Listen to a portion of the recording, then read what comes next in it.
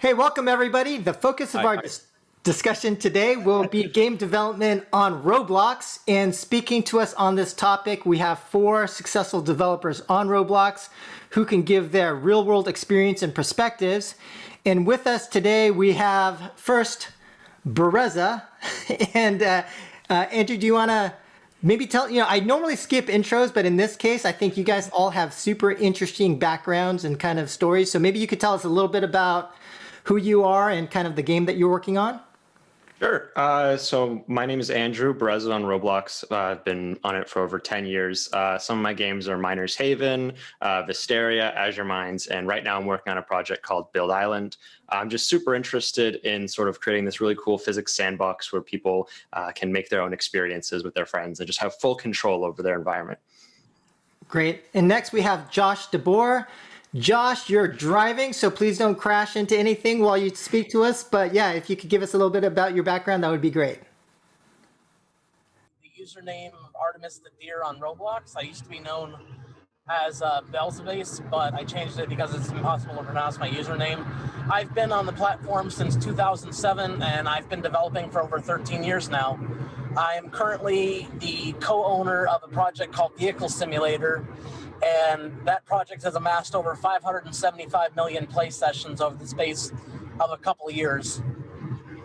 Nice. And next we have Anne or Maista. Anne, can you tell us a little bit more about yourself? Yeah, I started on Roblox as a player, and then one day my favorite game broke, so I decided to open up Studio and try to recreate it myself for me and my friends. Moving forward, when I graduated high school, I decided to take Roblox as a serious career, and this year I started my first company, Full Flower Studio, and I'm working with 2 separate teams on a game called Mermaid Life and a game called My Droplets. My Droplets, I think, is about to hit 50 million play sessions so far. Nice. Yeah.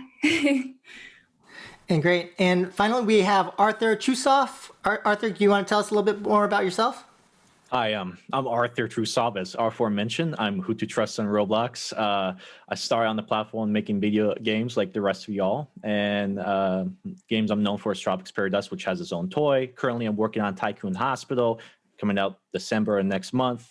But I'm mostly known for my UGC stuff. I was one of the first creators in the UGC program. I did some previous contracting work for Roblox, but I believe most of us, I think all of us here did as well. So that's all there is to me.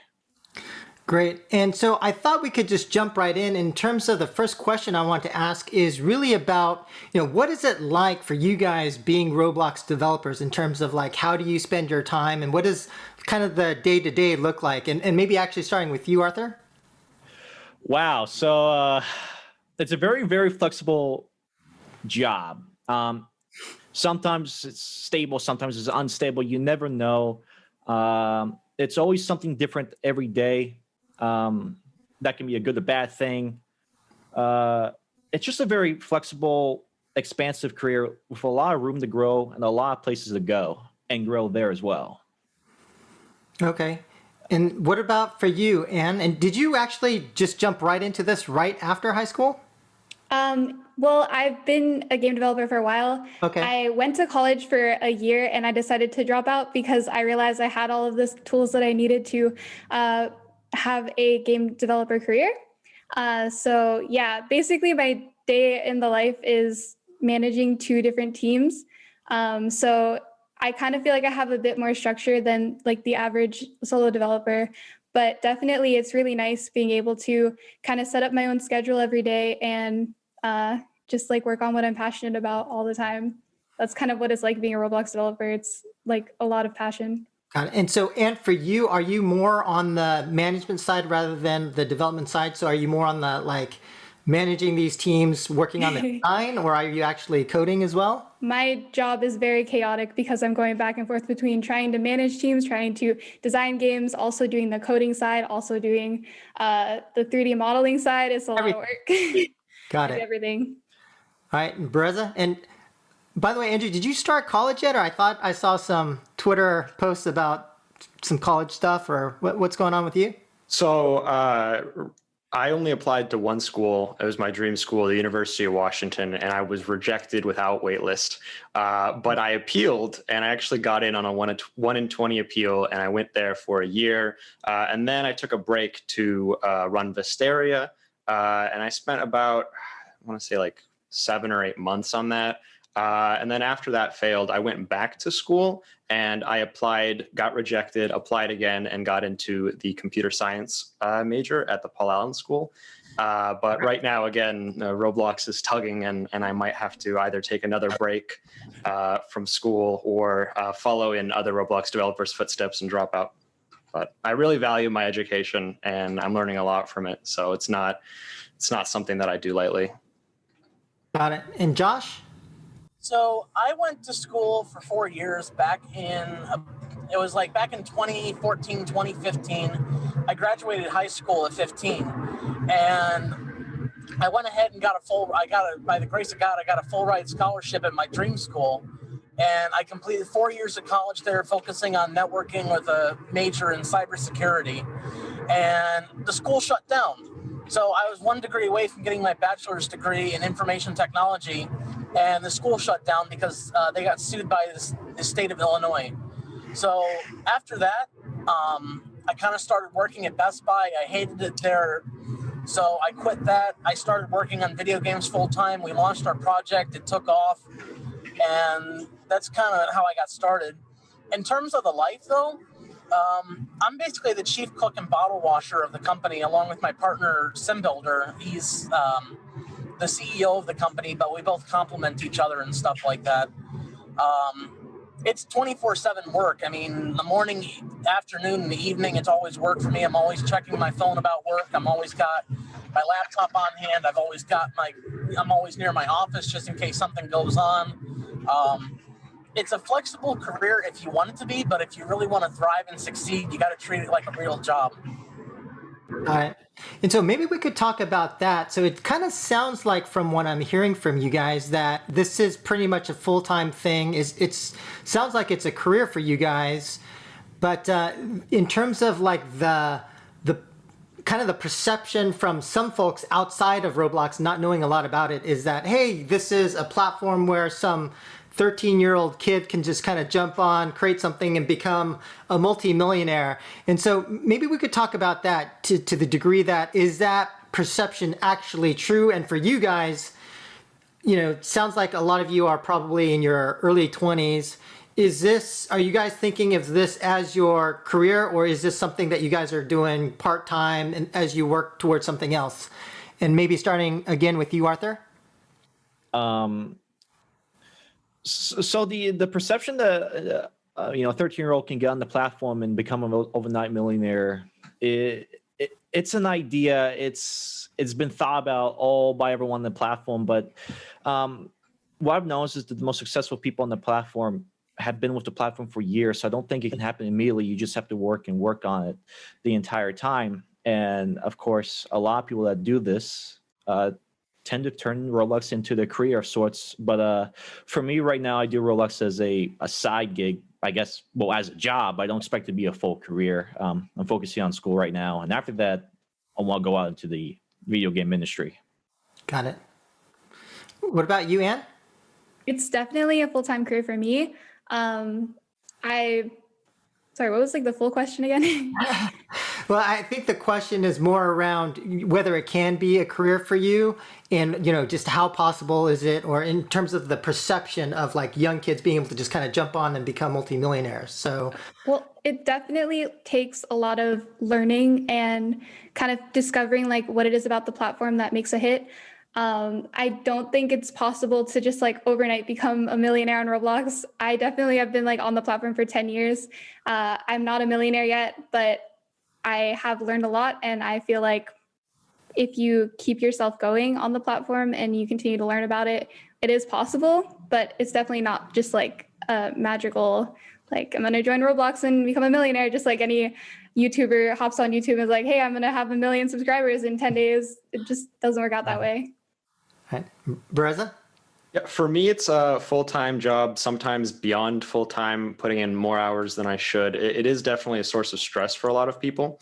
I think the most common thing, though, now is that Roblox is becoming a sort of microcosm of what people are calling the gig economy. So you only have like 1,000 people who are actually making enough from the developer exchange directly to pay minimum wage or higher, but you have tons of people, tens of thousands, if not more, who make money by working for Roblox developers, producing assets, like art or music or other stuff that's useful.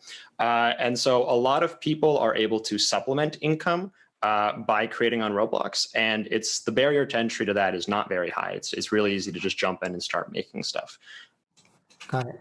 Josh? So, in terms of a full-time career, it absolutely is my full-time job. I literally left Best Buy. I closed down my computer repair business I was running on the side. It's full-time for me. I literally have no other source of income besides Roblox right now. In terms of, I do want to point out the thing about Andrew said about stress. The stress is absolutely real with Roblox. There's a lot of anxiety, a lot of heartache. It's a tough career. It's definitely not a walk in the park, to say the least. It's just like a real business. You have your ups, you have your downs. There's definitely some volatility with the platform too.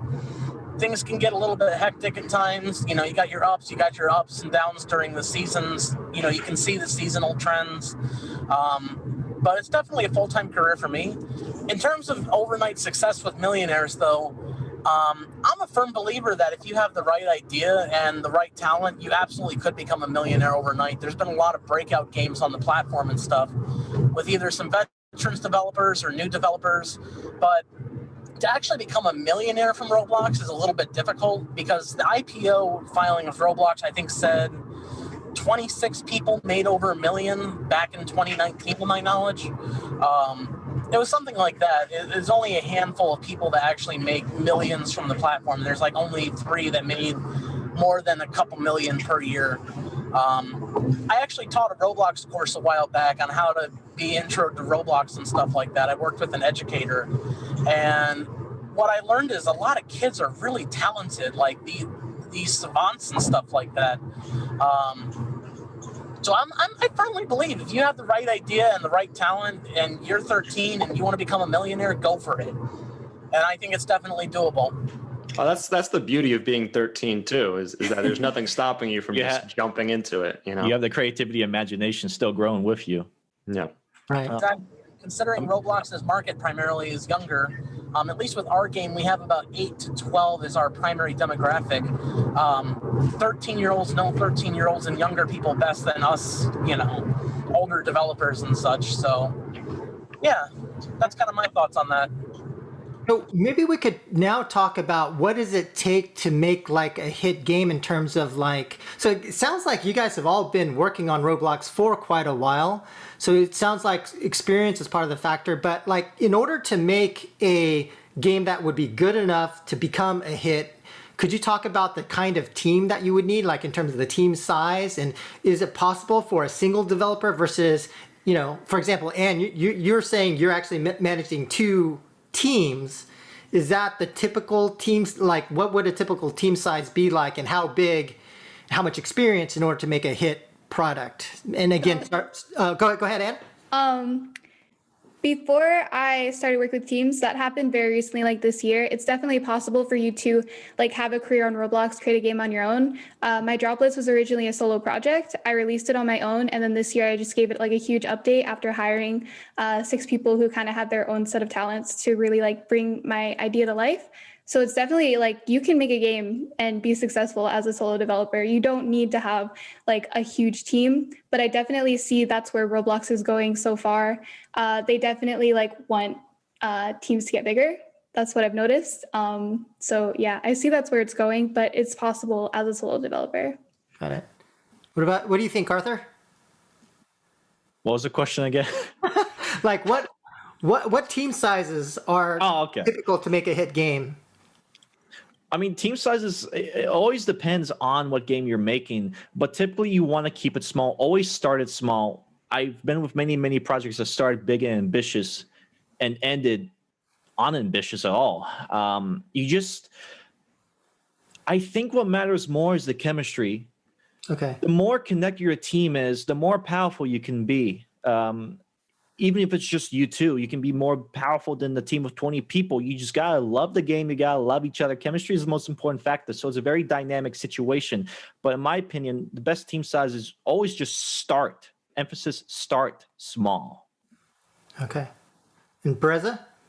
Well, I think everyone loves to talk about the dynamic duos, Bad CC and Asimo, or Newfisty and Bthink, and Adopt Me and Jailbreak are some of the biggest, most profitable games on Roblox. But I think the most common setup for games that reach millions of users is you have this superstar developer who's really driven with an idea, and people naturally gravitate to that idea, to that energy, and you get just different orbits of people who contribute and in different ways. Sometimes they become long-term members, but I'm against rigid team structure. I think that things on Roblox are moving really fast, and there's people who want to work on a bunch of different projects. They have a skill set that is very universally applicable.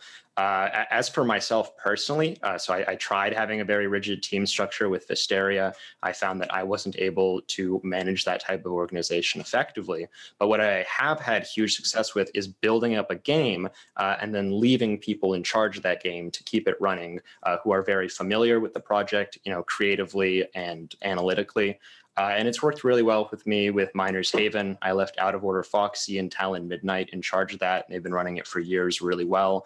And I'm trying to do the same with Visteria right now, empowering some of the team members who stayed behind to finish the game and finish the vision that we started for it.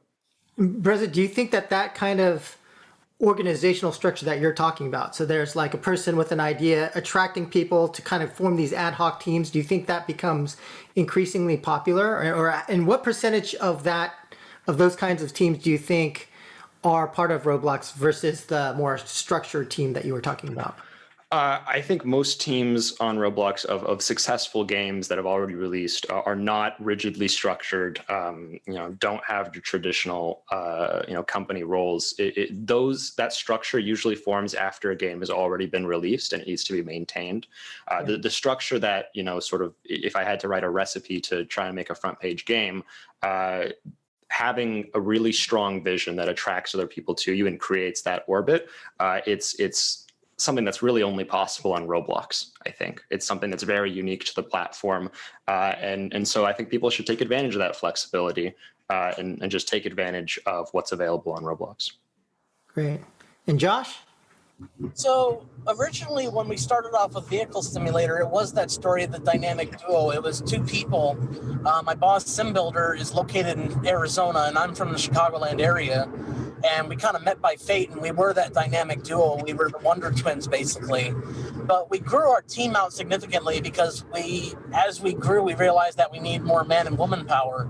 So our team currently consists of 6 full-time employees that are salaried, along with about 22 independent contractors that do things from 3D modeling, sound design, asset creation, directing. That's the size of our team and stuff. I think it's definitely possible. I've seen it about going solo and making it big. There's the developer on Roblox called Copetus. I think that's how you pronounce his name. But he made the game called Welcome to Bloxburg, which was an instant success. And to the best of my knowledge, he did that solo for the longest time, and I think he still does go solo. So it's definitely doable, and I think the team dynamic, it's these small, close-knit teams that's almost like family. And I really love that about Roblox, is it's like a homegrown kind of feel. It's like a mom and pop store almost when it comes to running businesses for the most part. And I really like that. Got it. And in terms of like financial outcomes, like I know, Josh, you mentioned that based on Roblox's S1 filing that there was some mention that 20 some odd people or 20 some odd teams had made over $1 million.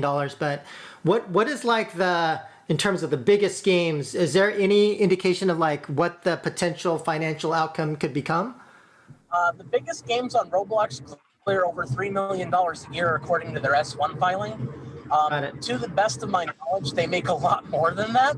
I think it's just because when you go up in the ranks of Roblox, they have this thing called the top earnings sort. And when you get up in there, it's like the top 30 games and stuff.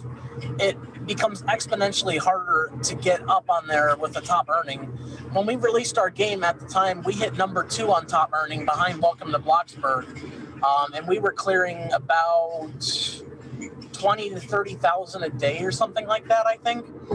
But I know for a fact the top Roblox devs make millions upon millions per year. So, like when they mention those 3 developers that made over 3 million, it's beyond 3 million to say the least. It's actually, don't mean to interrupt or fact check, but I've been reading the S1 a lot, super interested in it, and it's 3 games that are making over 10 million. And I believe it's 27 who are making over 1 million. Yes. And fun fact, David Baszucki, the CEO of Roblox, his total annual compensation is about 5 million. So I think it's really cool that there are games on Roblox that are out earning the CEO significantly. It's actually it's 4.5 million. There you go. But his base salary is $500,000. If that's his total compensation is 5 million. Yeah, but that includes his base salary. Mm-hmm. Yeah, but I'm sure after the IPO, we went a lot more. But no, that's great. And I think that part of when we talk about like the compensation to developers, one of the issues that comes up is the revenue split. And for example, another platform very recently kind of came out called Manticore, who are kind of saying, hey, well, we have a 50-50 split, and it seemed to be like, trying to draw attention to Roblox's split, which I believe is 75-25 or 75.5 versus 24.5. And so as Roblox developers, when you see that kind of split, when you see the split, for example, even with companies like Epic and Tim Sweeney, talking about the split that Apple has, which is 30% versus 70% for developers. Like, how do you guys interpret that in terms of the revenue split for you guys, which is less favorable than on other platforms? And maybe starting with you, Arthur? About the splits from the other platforms?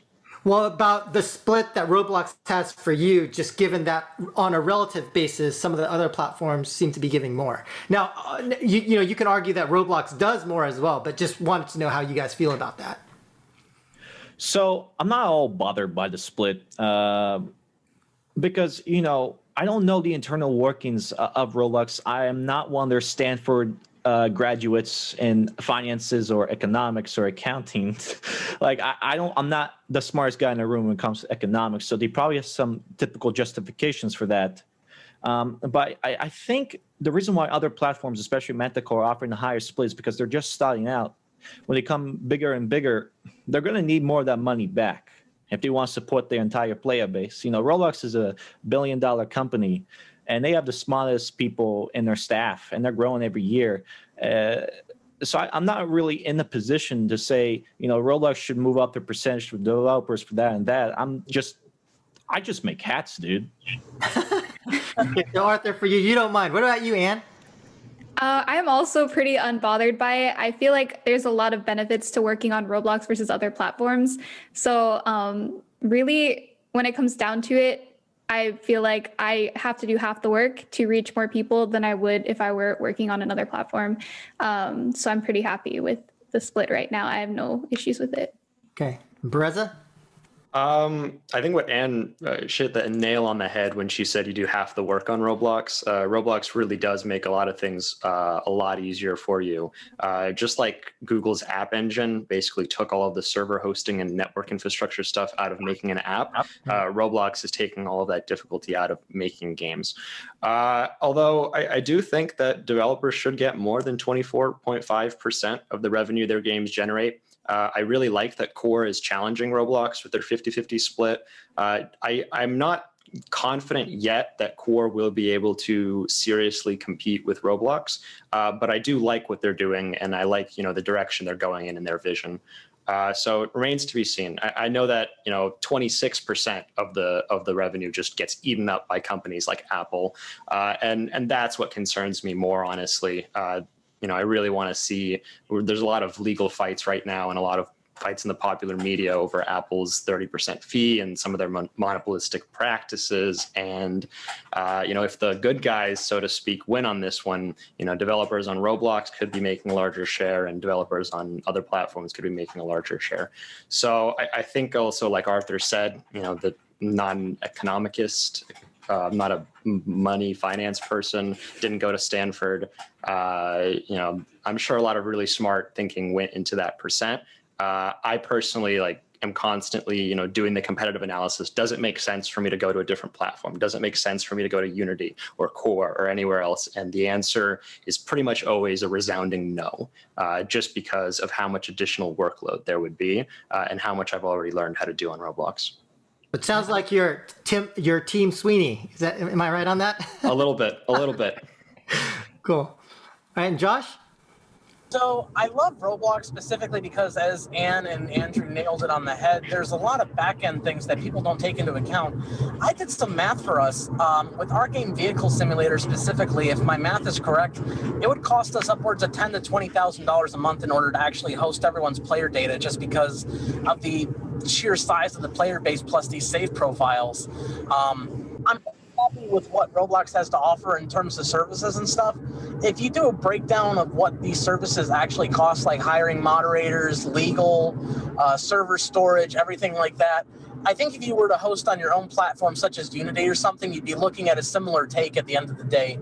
It would be nice to see that, obviously, because who doesn't love money, but I'm very content with what Roblox has to offer. Got it. And so in terms of our next question, I was hoping that you guys, as experienced Roblox developers, could speak to maybe an audience out there that's interested in, hey, I want to build for Roblox. I want to get involved. So if you guys could kind of comment on, in terms of how old do you think you need to be, what kind of skills you would need, and then how long does it take to learn the skills that you would need to learn in order to start developing for Roblox? And again, maybe starting with you, Arthur. I think you start at the age of 13 because that's when your account on Roblox is marked above 13, so you can actually use the chat. That's the first thing you do. You need to establish communication skills in Roblox. But after that, realistic sense, you can start whenever, to be honest, because it's your imagination. That's what Roblox powers, your imagination. But what was the question again?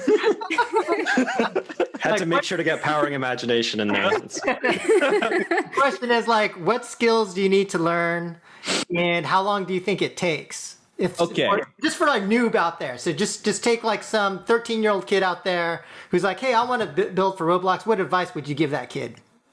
So it's never too late to start. Just delve into what interests you the most. Try out coding for a little bit. Look at coding tutorials. See if you like building stuff. See if you like being a 3D artist. If you're an artist, definitely do 3D art, models, all that good stuff. You just explore, give a trial run of each department, like UI and UX, 3D art, animations. Animation is really fun, by the way. But you need a lot of patience for that. You just need to explore what do you like first, and then just delve on that for the years to come. Go to some small startup in Roblox, give them your skills. Maybe do a internship. Do you know we have groups on Roblox doing internships now? I can't believe we've gone that far. But yeah, do some internships or something. Explore that. Practice your skill. You just spend years on it, much like the real world. And like Josh described it as, you treat it as like a real job. That's what it is. So you're never too late to start. But it'll be preferred you start young. Right. Anne? I'm actually very passionate about getting started on Roblox as a new developer, because I feel like personally, I, for a long time, limited myself heavily on progressing as a Roblox developer. And as soon as I started reaching out to other people, making connections, and when I went out and I reached out to people and learned from their own personal experiences, I was able to get a better grasp on the platform myself. So definitely reach out to people and make connections, and don't be afraid to ask for help, because without it, you're going to limit yourself so much. Got it. Now, are you doing internships, Anne, as part of one of your teams? I did a few times. I've been an intern at Roblox 3 times, and I did one other thing where I got to bring someone in that I was eventually going to make an employee at my company. I got to bring them in on Roblox, and they basically worked under Roblox, but still for me. And then at the end of the program, I hired them as my full-time employee. So that has also definitely helped. Right out of me dropping out of college, I got to be an intern at Roblox, and that definitely helped me stay stable while I didn't have a job or I didn't have any money. But yeah. Okay. Breza? Well, it depends. If you're super young, just do something. Just figure out what you can do it. Figure out what you can't do, and find people who are similar age, similar skill level to you who can do that.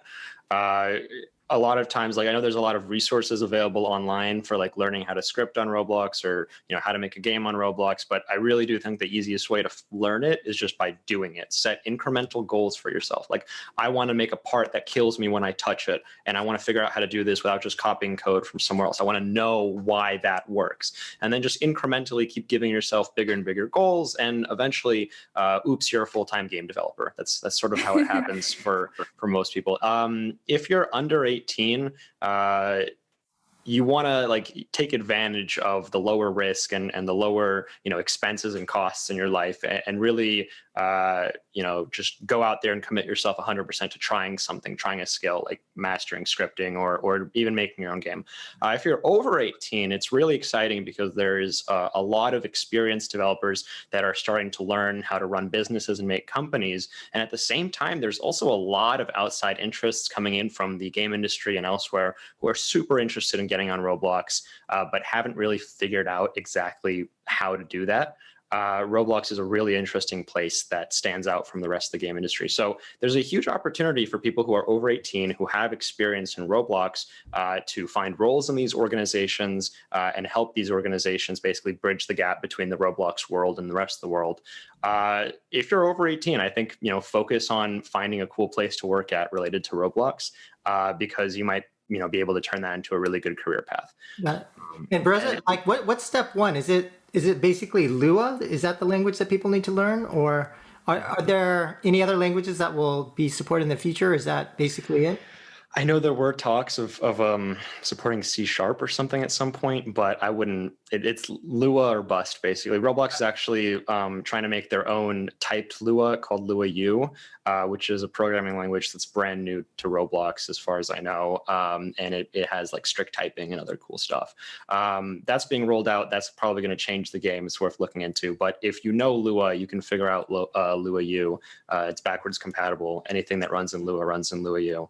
And yeah, besides that, I've learned other languages as far as I needed to. I learned Java as far as I needed to make mods in Minecraft. I really wanted to have a command where I spawned a baby piglet and then I could detonate that pig and have it explode whenever I wanted. So I had ideas that I wanted to do, and I learned Java in order to make that work in Minecraft, but that is the extent to which I learned Java. And I approached some other programming languages like that too. There's always something that I wanted to do, and programming was a means to an end.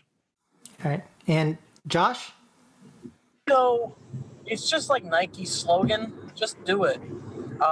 Age-wise, I mean, just like Lego from 9 to 99, anyone can use Roblox, honestly. I mean, even if you're young and whatever age, anyone can do Roblox. I don't think there should be any stigmatism behind who can do it. In terms of how I learned personally, I did something similar to Andrew, of where I took other people's code and dissected it, and that's how I learned. Is I'd say, okay, this line does this line does that, here's what this does, here's what that does. That's how I learned. But in terms of other people learning, I would say just literally do it. Open up Studio, fiddle around with the buttons, break stuff, have fun doing it. That's the best way to learn. And then later on, then you can solidify your focus. If you say, okay, I want to be a jack of all trades, master of none, or if I want to be specific with this one skill area and stuff, you can figure that out later on. But for the moment, just have fun and get used to the tools and stuff like that. That's like the best way to start learning, in my opinion. And maybe an open question for all of you, like if you guys were to highlight like a specific Roblox developer or maybe a game that you guys think that people should keep their eye out on, is there any specific developer or game that people should be watching out for? Obviously besides yourselves, and I'd encourage everyone to keep an eye on you guys as well. But anyone or any game come to mind? It has to be Adopt Me. But yeah, Yeah, don't want to miss that one. Flies really, really low under the radar. I think that there's a lot of really cool games that are made on Roblox that don't actually get to explode. I think there's a bit of a discoverability issue on Roblox, but it's nothing that's different from the wider video games industry. I mean, famously, Among Us was released 2 years ago, and its release was a complete dud. This is a game on Steam and on mobile. This isn't a Roblox game. And they released it, and then 2 years later, a streamer started playing it, and it just blew up, and now it's like the biggest gaming sensation of this year. And everyone in Roblox is trying to recreate Among Us. It just started out as this really simple idea, a really good idea that didn't explode. And unfortunately, this is true on Roblox too. A lot of really good stuff is on Roblox that doesn't explode. I think Roblox is aware of this. I think they're going to try to make this problem better. But there are a lot of diamonds in the rough, hidden gems on Roblox. I think a good game to look out for is Kinetic Code. It's being made by one of my friends, Scripton. It plays, it's a first-person shooter that plays really well, similar to Battlefield 4. I never got into first-person shooters on Roblox like Phantom Forces, but I really like this game. And then games that are in the incubator and accelerator, I think they canceled the incubator, but games that are in the accelerator program at Roblox, just watch out for the teams making them, the people there. I think there's this really cool sphere of people who have done the accelerator, and you get to meet all the other people who've done the accelerator. And everyone basically who gets into the program is super talented one way or another. And it's just like rolling the dice every time. When are they going to succeed, basically? and is there an Among Us or a Fall Guys on Roblox? Have people tried to do that? There's a lot of an analog maybe of something that blew up this year. The only thing that really comes to mind is Piggy. Piggy created like a sort of unique social experience for Roblox that really caught on influencers. And I think, love it or hate it, YouTubers are a big part of the discovery game on Roblox. So if you can come up with a novel idea that a YouTuber would really love to make a video on, that's a golden ticket to having a big audience for your game. I see. Okay. So next question, I thought maybe we could talk about what do you like best and what do you not like, or what's your major issue or challenge developing on Roblox? So Arthur, and just to remind you, Arthur, the question. I know the question. You just but go for it. What's the question? No, I'm just messing with you. Please. Okay. So it's been the talk about this entire podcast. It has to be the amazing support that Roblox gives you. No other platform is gonna be like, here you go. Here's a server. Here's tons of moderation, all for you, all for free. We trust you can make a good game to give us money back. No other platform does that. Roblox does that excellently. They have an awesome, as I believe Anne said this, they do have to work for you.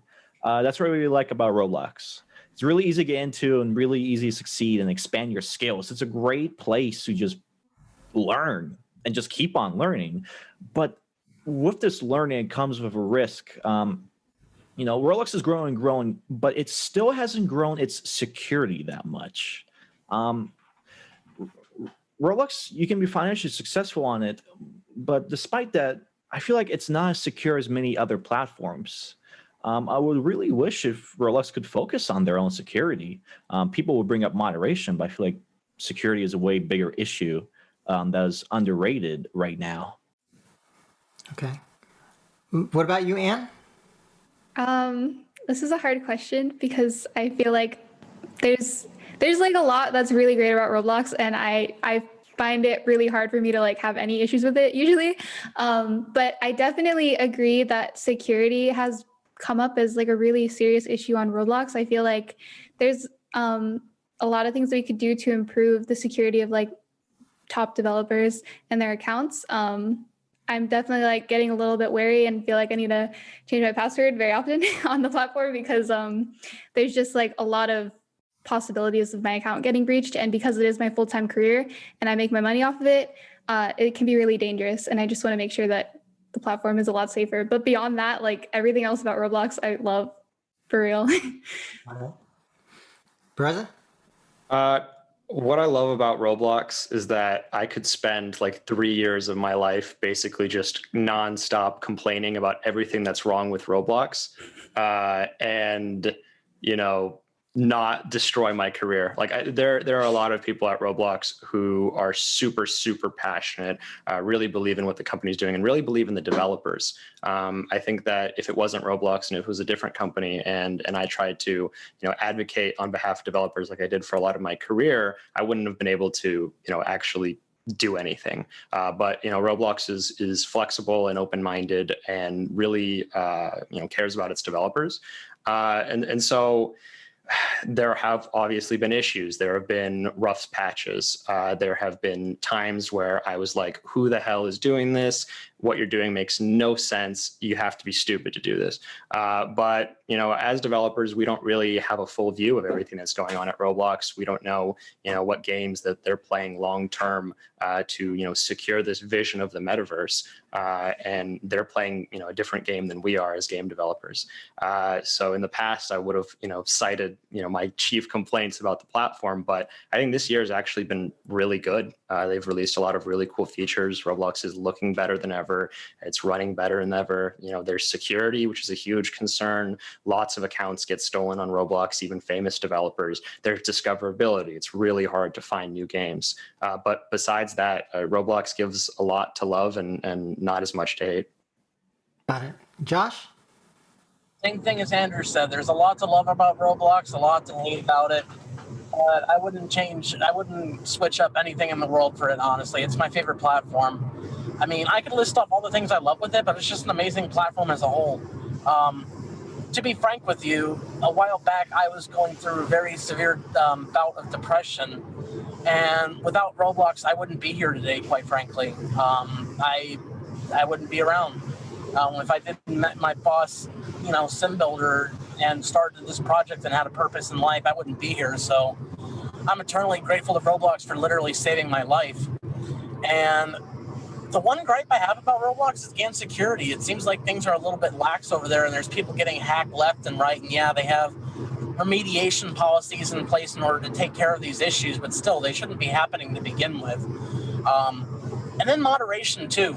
The moderation team really, they keep offering vague answers when it comes to stuff, and you can't really get a straight answer out of them. And I get that they have a lot of requests and stuff like that, but it'd be nice to have a little bit more transparency from them about why they made a certain decision and such. Right, and so my next question is around monetization, or the way in which, as Roblox developers, money is made. And so could you guys speak to, and I'll just leave it as an open question for anyone to jump in on, but what are the primary ways that Roblox developers make money? And are there things like loot boxes, gacha, that kind of stuff? And, if so, how much of that is there in Roblox games? So if you don't mind me starting, that'd be great. Yeah. There's multiple ways for developers to make money on the platform. You have in-game purchases that use Robux. The universal currency on Roblox is called Robux, and then you can use it for buying items such as Arthur's hats, for example, or you could spend it on virtual cosmetic items in a game like Anne's My Droplets. That's the main way. The main way I find is the in-app purchases. That's the biggest one for us. You can sell these things called game passes too, which are basically permanent passes that you can use.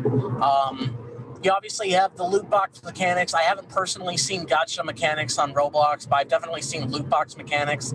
I know for some games they're lucrative, for some games they're not. For our game personally, it only accounted for 1% of our revenue, so we just ditched it in terms of integrity and stuff like that. But there's plenty of ways for developers to make money. And then, there's contracting gigs, so you can work from one developer to another developer, selling UGC items like Arthur does. I know there's sound engineers on the platform. There's plenty of contracting gigs available. The possibilities are limitless in terms of what you can do to earn money on Roblox. So maybe for some of you, the other devs, like what do people buy in your games? Arthur? I just like to add on to Josh. I just had this thought. He was talking about how some people may spend Robux on my cosmetics that I make and put on the catalog, or maybe buy something like a virtual in-game cosmetic of someone else's game. And I realized this when I was playing Among Us, a game based off of Among Us the other day in Roblox. You could buy their virtual currency and use that virtual currency to customize your character, which happens to be my own catalog items put into the game without my permission. And I think that's just one way to hustle on Roblox, I guess.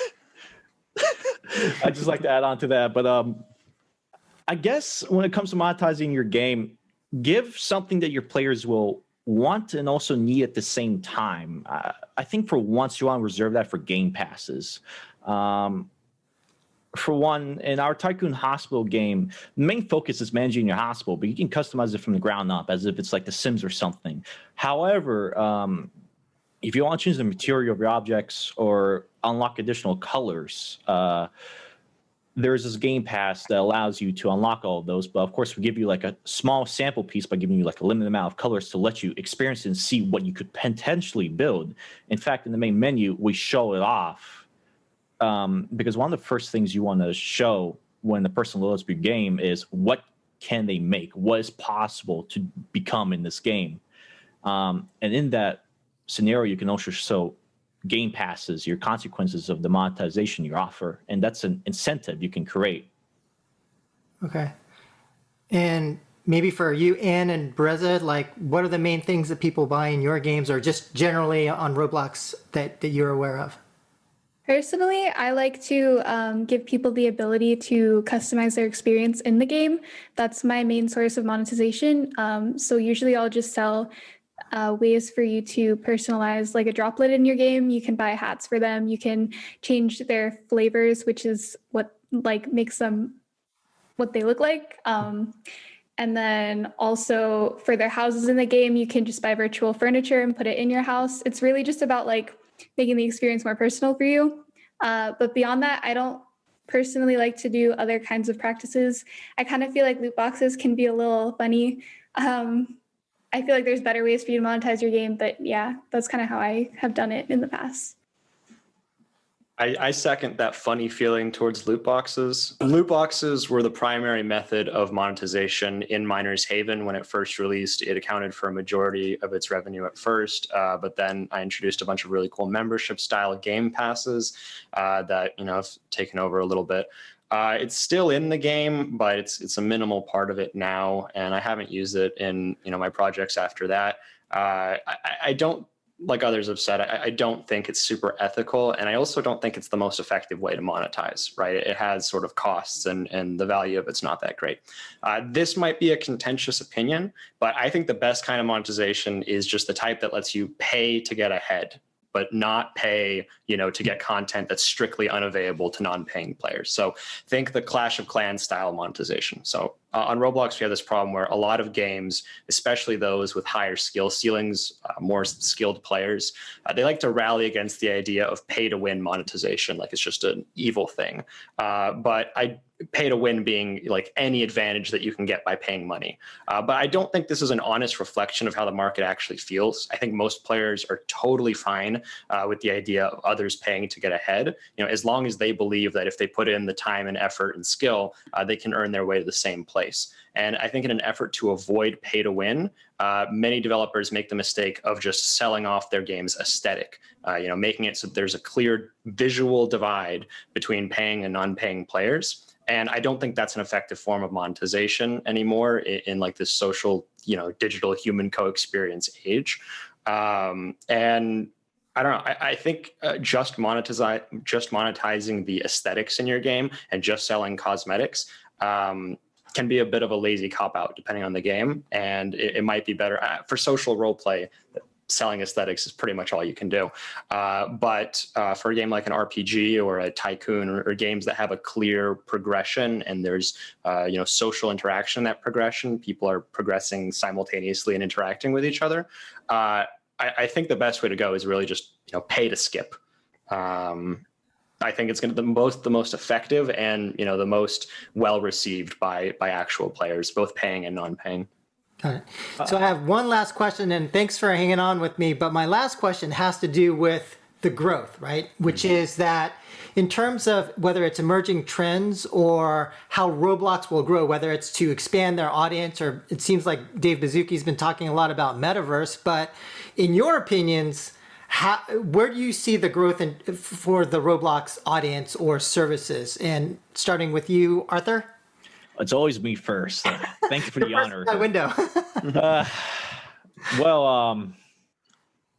The metaverse and Roblox. The idea of it is like creating a whole social hub, to bring everyone together in a very connected world in which we are already connected with the internet. We just don't really have like a primary social verse in that way. I believe that's what Roblox wants to become.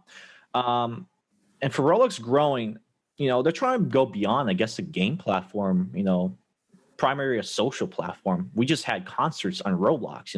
Roblox, a platform where you go play a first-person shooter or a tycoon game, had a concert on it. The entire goal of Roblox is, I guess, to be another life on the internet. Maybe it's a far-fetched idea, but I think that's where they want to go. They just want to bring the social interaction globally all to Roblox together. And host Roblox as a platform for that. And games are just nothing more but just a side thing you can do on Roblox, much like you can do in real life, in addition to socializing. If you're 13 years old and can get past the chat filter. Got it. What do you think, Anne? I feel like I agree with Arthur. Definitely games on Roblox can be more experiences and less just games. And I feel like people are getting a wide variety of things that they can really do on the platform. Like some of us use it as a career, some of us use it as a tool to make friends and have different experiences and be whoever they want to be in a virtual space, especially this year with everyone having to social distance and stay at home. I've noticed that it's been really beneficial for a lot of people to connect with their friends still and their family just through the platform. So I definitely see it as being more than just a game platform and more of a way to be social. And going back to the previous question about what's the best way to monetize, I feel like socially based items is the best way to go. I mean, UGC has been making bank. UGC is where players make their own accessories. It always has been, starting with shirts and T-shirts. It's universal is the best way to describe it. Games are games, but having an outfit you can wear everywhere to express your social self on the virtual platform as well is what really sells in Roblox if you want to monetize. I'll second that, even though that's not what the question was about. Because with Visteria, one of the things that we tried to do before I left was we wanted to have these social boosts. You could pay to boost yourself and everyone around you. We never got around to implementing that, but if you want to implement boosters in your game and you want to make it more fair and more social and more fun, having it actually have an effect in the world and affect the people around you is a really cool idea to try for RPGs or other similar games. Right. And Andrew, and then on the actual question that was asked on Roblox's growth, so Dave has been going around for a while talking about the metaverse. And for the last 2 years, I was super skeptical of it. I was like, be real. This is a Lego game. Not really, but, be real, be reasonable, focus on, the realistic stuff, not the 10-year out. But I've really seen a shift in my thinking this year, especially as I've seen how the wider market is reacting to Roblox's IPO. And the Lil Nas X concert was probably the moment where just a switch flipped in my head, where I was like, oh, they're totally right. It was just the right combination of immersive. I've never been in an online experience like that where, the way Lil Nas X's avatar was just dancing and moving around so fluidly. And at the end, he had a Santa costume and it was reflective. And it just looked so cool. And the experience was so immersive. I don't know what the metaverse is. I don't think anyone has everyone has their own idea. The simplest is just, Ready Player One. But if there is an idea of the metaverse, it's whoever gets to it first is going to have massive growth opportunities, massive scale, and just looking at the competitive landscape, looking at all the companies in the world today, I don't think anyone has a shot but Roblox. And I think Roblox is a real shot.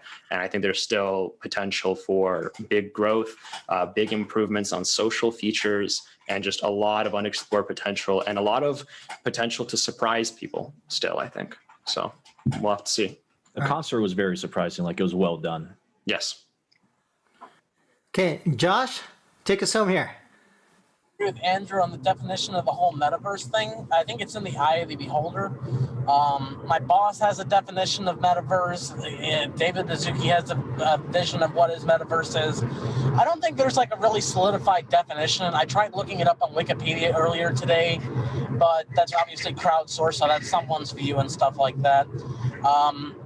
So I think mainly focusing on how Roblox is going to grow. I think branching out to the more mature audiences would be the number one thing they can do.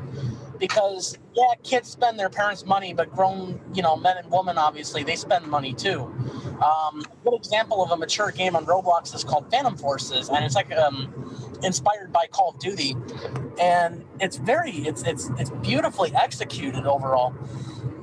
And it's great. It's geared towards young adults, obviously, and then adults alike. But Roblox has already grown in terms of their audience. I've had grown men approach me at gas stations and be like, oh my gosh, you're the guy who made Vehicle Simulator. I've had little kids approach me before and be like, oh my gosh, you're the guy who made Vehicle Simulator, because they recognize me and stuff like that. But I think the number one thing Roblox can do is obviously branch out. First of all, make their game more accessible. Like if they were to launch on PlayStation or Nintendo Switch, that'd be great. Obviously, we already have Xbox and mobile and stuff like that. But it would be great if they would start allowing a little bit some more mature games and stuff and mature themes overall. I think that would be the biggest way they can grow. And then bringing in new players via these events like the Lil Nas X concert, that brought in so many players, like 40 million play sessions. It was as big, if not bigger, than the Travis Scott Fortnite event. I really think that's another good way to bring in players and stuff of it, or you can just have it with friends and stuff like that. So, okay, yeah, I mean, that's all the questions that I have. So maybe in terms of like final words, if you have any final advice, and then to our audience, and if people wanted to get in touch with you, how could they get in touch with you? And again, sorry, Arthur, starting with you. I'm just messing with you. Some word of advice, if you're starting on Roblox or anywhere, be passionate about it. Because, I wanted to become a mechanical engineer when I was growing up because I thought that stuff was cool. I thought cars were cool. And then my very Russian father was like, yeah, you can like cars. You can look at them. But do you have the guts, the passion to make them just as much as you like them, And the same applies to like game development in Roblox. I've seen this many times where passionate developers try to make a profitable game for money only. And it always fails and never comes to fruition. So always be passionate about what you're doing here. You don't have to do Roblox because you want the money from it. You can find it in any other field easily. Do Roblox if you like making games, if you want to make games. And that's all I could give you. Just be passionate. And the best way to reach me if you want more life advice on being a developer in Roblox, I'll be your Roblox coach, I guess. Is just reach me out on Twitter. Twitter is the best way to get me. It's @TrustyTrust, TRUS. That's all the advice. Be passionate. Yeah, right. Be passionate. That's all I could give you. And Anne? And do you have any internships, Anne? Not personally, but I have to agree with what Arthur said. Like, it's not always about earning money. It's about like having something that you're really passionate about and bringing it to life. And the money part of it is nice, and it definitely is a tool to help you do things that you are passionate about, but it's not always about it. So if you're going to be a Roblox developer, do it because you want to share experiences with the world. Great. And is there a good way for people to reach out to you? Also Twitter. Okay. Yeah.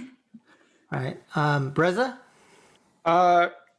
Well, I think it's a really simple way of saying it is just don't do it for the money, do it for the passion. But that's also not a very realistic saying. So I think a better way to rephrase that is just that your end goal can't just be money. Like you have to have a solid vision that drives you.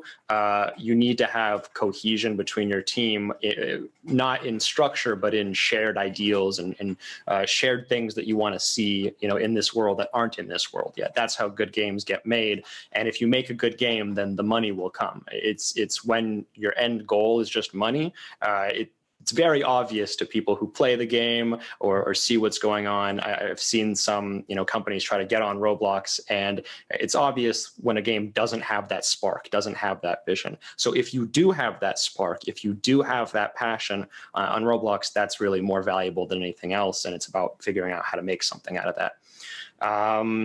Besides that, this has been super fun podcast. Love talking about Roblox. If you want to reach me, unfortunately, I deleted my Twitter account a couple days ago, and I probably am not going to reinstate it. I'm not a fan of Twitter. I'll just say that now. Yes, I don't like how divisive it is. I don't like what it does to people. I don't like what it's done to me. And I mainly just used it to complain about Roblox. So given that my complaints have dried up, I figured I don't need a Twitter account anymore. You guys can reach me on my email. It's just andrew@bear.gg, BER, pretty straightforward to remember. You can just Google me and my website will come up or something. Super happy to talk more about Roblox. Great. Josh? I agree with what everyone else has said. The number one thing I've given advice is don't get discouraged. It's really easy to get discouraged when you look at all this interface and all the tools and APIs that are to you. It's easy to get discouraged in this giant wave of information that you have to process. But take it one step at a time. Don't come into Roblox because you want to become a millionaire. Do it because you have an idea and want to be passionate about it. I came onto Roblox because I'm on the autistic spectrum and I've always had trouble with creative mediums. I can't draw, I can't paint, I can't 3D model, I can't do any of that. But I'm able to paint with words via programming, and that's how I make my visions become a reality along with my boss. We did it just for fun originally. I was making a couple $100s a month working on this video game at the time, and then it just kind of blew up. So do what you love, and then the money will come naturally. So that's kind of my advice. You can also reach me, by the way, on Twitter. I know Andrew hates Twitter, but my Twitter handle is ArtemisRBX. So that's ARTEMISRBX. And then you can also reach me via email. It's my old username. It's BELZEBASS at Summit, SUMMIT, Studios, STUDIOS, games.com. All right, cool. Well, guys, thank you so much for your time and all of the insights about Roblox. Appreciate it. And yeah, goodbye, everybody. Thanks. Thank you. Bye. Thank you so much for the podcast. This was fun. Bye.